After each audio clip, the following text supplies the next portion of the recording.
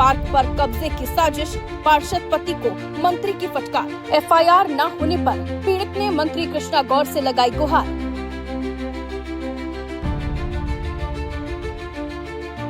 नमस्कार, मैं हूं जुबैर कुरैशी और आप देख रहे हैं नारद मुनि लाइव, जहां सच को पालिश नहीं बल्कि उसकी धूल झाड़कर चमकाया जाता है। और आज की कहानी है भोपाल की, पर यह कहानी सिर्फ एक पार्क की नहीं बल्कि उस सिस्टम की भी है जिसमें सत्ता का रसूख, गुंडों की दबंगाई और प्रशासन की चुप्पी एक साथ मिलकर जनता का हक छीन लेते हैं। देखिए, मंत्री की फटकार, दोबारा हुआ तो न पार्टी बख्शेगी न मैं। कॉलोनी में पार्क की जमीन पर सड़क बनाने की साजिश का आरोप। नगर निगम ठेकेदार को मिला फंड, पार्क में शुरू कराया सड़क निर्माण।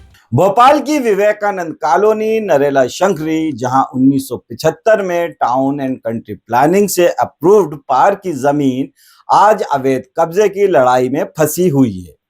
कॉलोनी के लोग कहते हैं ये सिर्फ पार्क नहीं, बच्चों की सांसों का ऑक्सीजन बैंक है और अब इस पर कब्जा करने का खुला खेल चल रहा है।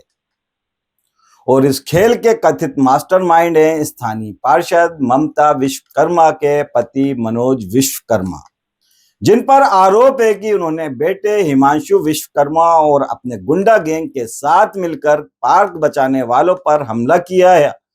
आरोप है कि मनोज विश्वकर्मा उनके बेटे हिमांशु, साथी आशीष राय और बदनाम चेहरों शफीक कुरैशी, सूरज सिंधी, नरेंद्र खुबानी के साथ अशोका गार्डन के कुछ बदमाशों को लेकर पार्क पहुंचे। वहां उनका सामना हुआ 65 वर्षीय रमेश इसरानी से, 70 वर्षीय राजेंद्र सिंह से, 55 वर्षीय योगेश शर्मा और अन्य वरिष्ठ नागरिकों से। और फिर जो हुआ वो इंसानियत पर धब्बा था। जो बुजुर्ग है उनको पटक पटक कर मारा गया। रमेश इसरानी का हाथ टूट गया, विकलांगों तक को नहीं छोड़ा गया। सोचिए, एक और जहां 70 साल के बुजुर्ग, दूसरी ओर है सत्ता के नशे में चूर गुंडे और पुलिस वही कर रही थी जो अक्सर ऐसे मामलों में करती है। शिकायत तक दर्ज नहीं की गई। एफआईआर न होने की मंत्री से की गई शिकायत। पीड़ित जब पिपलानी थाने पहुंचे तो एफआईआर दर्ज नहीं हुई। मजबूर होकर मंत्री कृष्णा गौर के दरवाजे खटखटाने पड़े।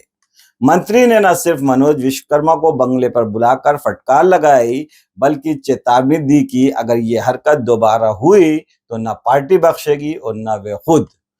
पर यहाँ सवाल उठता है, मंत्री जी की फटकार से पार्क बचेगा या अगली बार बुलडोजर चलेगा? पार्षद पति के आदेश का हवाला देकर पार्क में कब्जा करने का प्रयास। जनता का टैक्स, जनता की जमीन हड़पने में खर्च। मंत्री के आदेश पर सीमांकन और काम रोकने के निर्देश जारी। सीसीटीवी, गवाह, घायल सब मौजूद, फिर भी एफआईआर दर्ज नहीं। क्या आरोपी का पार्षद पति होना पुलिस की मजबूरी है? कब्जे की साजिश। कॉलोनी वासियों का आरोप है कि ये पूरा प्लान पहले से तैयार था। नगर निगम के ठेकेदार दीपक उपाध्याय को एसडीआर फंड का पैसा दिया गया और पार्क की जगह पर सड़क डालने का काम शुरू कर दिया गया। जब कॉलोनी वालों ने पूछा पार्क में सड़क क्यों, तो जवाब मिला पार्षद जी का आदेश है।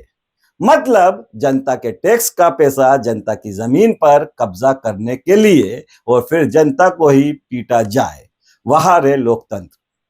मंत्री का हस्तक्षेप और सीमांकन आदेश। जब मामला मंत्री कृष्णा गौर तक पहुंचा तो उन्होंने तुरंत नगर निगम को आदेश दिए पार्क की जमीन पर सड़क का काम रोका जाए।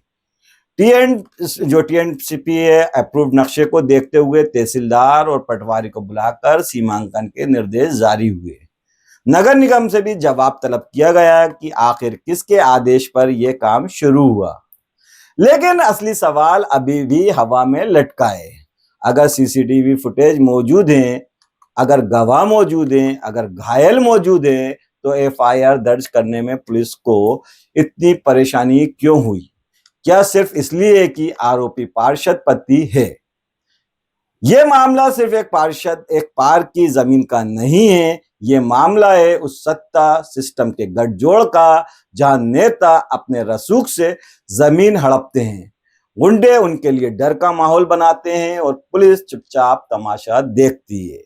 नारद मुनि लाइव ये साफ कहता है कि पार्क की जमीन बच्चों की सांसों की पूंजी है। नेताओं की जिम्मेदारी नहीं। अगर प्रशासन इस बार भी सिर्फ चेतावनी पर मामला रफा दफा करता है तो आने वाली पीढ़ियां ना पार्क देखेंगी ना न्याय। और याद रखिए, कब्जे का पहला पत्थर अगर आज नहीं रोका तो कल पूरी बस्ती आपके सिर पर होगी। आज बस इतना ही। एक गुजारिश, सारे धर्म का सम्मान करें, किसी के बहकावे में ना आए, क्योंकि सारे जहां से अच्छा हिंदुस्तान हमारा। जय हिंद, नमस्कार।